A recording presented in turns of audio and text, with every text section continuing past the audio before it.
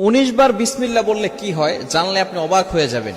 বিসমিল্লাহ মানে আল্লাহর নামে আমি শুরু করছি।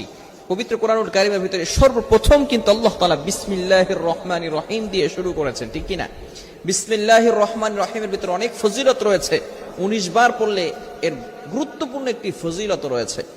ওমর রাদিয়াল্লাহু তাআলা আনহুর যুগে রোম সম্রাট একবার ওমর রাদিয়াল্লাহু তাআলা আনহুর কাছে এসে হাজির হলেন। বললেন, ইয়া আমিরুল মুমিনিন খলিফাতুল মুসলিমিন, আমার মাথায় প্রচন্ড ব্যথা। ওমর রাদিয়াল্লাহু তাআলা আনহু এমন একটা টুপি সেই রোম সম্রাটকে দান করলেন।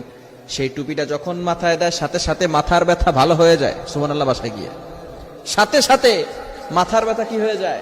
ভালো হয়ে যায়। আবার যখন সেই মাথার টুপিটা খুলে ফেলে আবার তার মাথা ব্যথা হালকা হালকা শুরু হয়। এবার সকলে অবাক হয়ে গেল, সেই টুপির ভিতরে কি আছে? ওমর ইবনুল খাত্তাব রাদিয়াল্লাহু তাআলা আনহু টুপির ভিতরে কি দিয়েছেন? এবার যখন তার যেই সৈন্য যারা ছিল তারা টুপিটা খুলে ভালো করে দেখে, সেটার ভিতরে লেখা বিসমিল্লাহ। কি লেখা? বিসমিল্লাহ।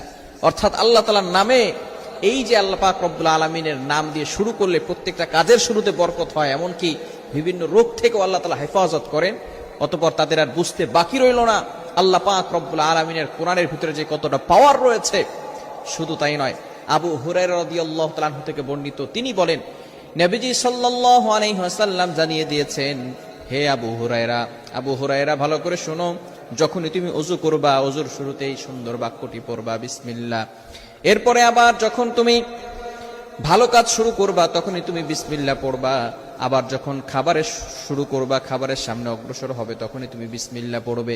ঘরে ঢোকার সময় বিসমিল্লাহ পড়বে, মসজিদে ঢোকার সময় বিসমিল্লাহ পড়বে। প্রত্যেকটা কাজের শুরুতে যদি বিসমিল্লাহ পড়া হয় আল্লাহ পাক রব্বুল আলামিন ওই কাজের ভিতরে বরকত দিয়ে দেন।